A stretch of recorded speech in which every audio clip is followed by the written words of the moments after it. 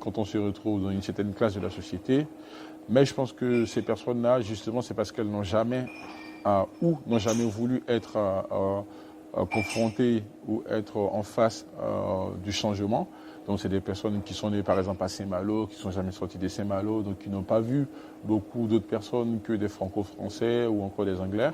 Se retrouver quelques années après à Paris avec assez d'Africains, des personnes de couleur, ça peut être de prime abord assez difficile pour eux ou assez étrange.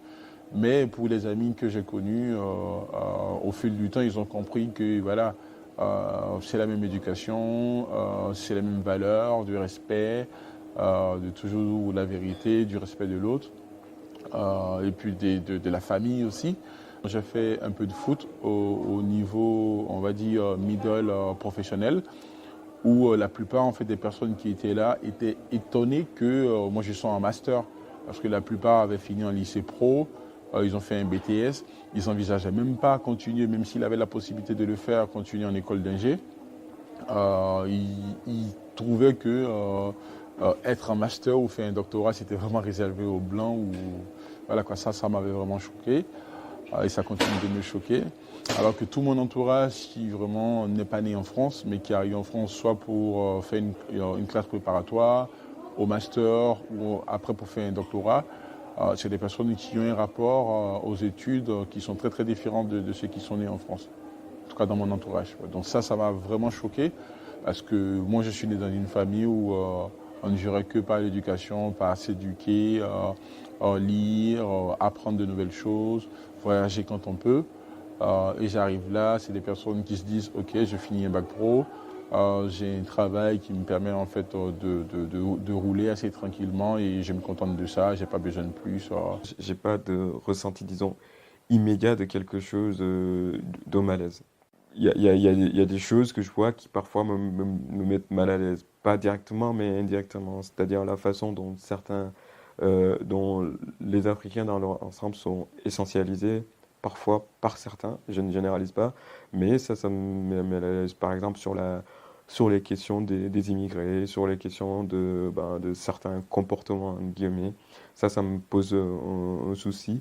Euh, de fait, moi, je ne suis pas contre que des gens, c'est pas forcément la façon dont je pense, mais je suis pas contre que des gens disent, par exemple, nous, on veut plus d'immigration. Soit on peut tenir cette idée, elle est cohérente, mais partir de cette idée-là et vouloir, pour justifier cette idée-là, euh, commencer à mettre des clichés sur les gens ou mettre ou à essayer d'essentialiser les gens en les enfermant dans une dans des images qui sont parfois caricaturales, ça me pose problème. Et ça arrive aussi. Il y a aussi, je pense, dans une forme d'inconscient, la manière dont les Africains sont vus, les personnes africaines sont vues, ou plus ou moins. Il y a parfois une forme de, je dirais pas d'indifférénisation, je ne sais plus comment on dit, mais en tout cas un manque d'individualisation, c'est-à-dire que c'est pas un tout, les gens sont des individus qui ont un parcours qui leur sont propres, qui ont des idées qui leur sont propres, et qu'en fait, on n'a pas besoin forcément en fait, de les enfermer dans des catégories très généralisantes. Voilà. Mais par rapport à des situations de racisme, j'ai pas conscience de l'avoir vécu directement. Peut-être aussi, j'ai pas cette sensibilité de le percevoir chez les autres parce que je suis pas né ici. Donc, ce qui fait que je passe outre certaines choses, donc je l'ai pas vécu. Mais bon, des gens l'ont vécu, des gens l'ont rencontré. J'ai entendu des choses à la télé, peut-être à la radio, qui me posent problème. Voilà. Mais au-delà de ça, moi, disons, mon expérience en France se passe généralement bien, je m'y sens bien aussi. Et je pense que il y a des choses à dire sur la façon dont certaines personnes sont traitées, dans la façon dont parfois certaines euh, personnes de couleur noire sont traitées en France par des institutions de la République comme la police. Il y a des choses à dire là-dedans. Et je pense aussi il y a une réflexion à avoir aussi parce que parfois ça on le fait exprès dans des sous-entendus, dans la façon dans la façon dont on exprime ou dans la façon dont on porte l'attention, parce que parfois l'attention est plus portée vers des personnes qui ne sont pas noires que vers des personnes qui sont noires, et ça me pose problème. On essaie maintenant, si vous me permettez de cette expression, d'éduquer. On est dans la solution, on est dans l'explication, parce que je me dis aujourd'hui, il est de notre ressort quand même de faire ce genre d'aspect-là. Dès qu'on a une occasion, on éduque, on explique, on est dans l'explication. Je pense que c'est comme ça que les choses pourront. Mais on ne s'énerve pas, on n'est pas dans l'énervement, surtout pas ça. Il y a des personnes qui posent des questions, mais tu ne sens pas de la haine. Ce n'est pas vraiment de la haine. Tu sens que c'est quelque chose qui a été ancré dans son éducation depuis tout petit et qui est devenu une certaine vérité dans sa tête. Et donc cette personne-là, on ouvre la discussion avec cette personne. Mais il y a des personnes, directement on voit vraiment de la haine. Mais là, on ne dégage pas d'énergie pour discuter. Non, non, non.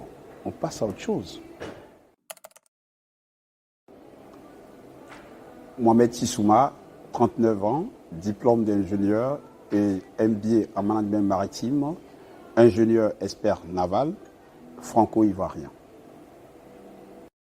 Montant City, 35 ans, marié et père d'un enfant, consultant en stratégie informatique, franco-togolais. Jean-Philippe Akoué, 30 ans, en couple.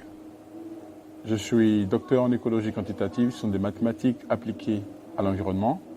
Et je travaille aujourd'hui comme consultant dans tout ce qui est stratégie, innovation et technologie chez un constructeur de data centers basé à Montrouge, en région parisienne.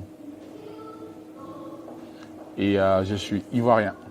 Tive Hemba, 30 ans, célibataire, je vis à Paris. Je suis consultant en transformation numérique dans un cabinet de conseil. Je suis né au Sénégal, dans le sud. Je suis de nationalité franco-sénégalaise. Moussa Bamba, 34 ans. Je vis à Cergy en France, de nationalité ivoirienne. Je suis consultant senior en analyse de données et automatisation des tests. Anouchka Stevelia Moussavou Bajol, docteur en littérature comparée, enseignante-chercheuse à Aix-Marseille Université. J'ai 36 ans et je suis de nationalité gabonaise. Ntoye Mohamed Sissouma, Mwolola Abidjan, 13 villes, Mfani Ba, Fana, Wolola Côte d'Ivoire, Obé, Côte d'Ivoire, Jean-Philippe Fana, Côte d'Ivoire, Franciwa, 2015 non, ingénieur Francis. Bien sécurité 2021. Ndi Juma, Société Ngabe Flei, Appel Data Center. Ikplanswa Mabik Maboussou, et ça, Gabou.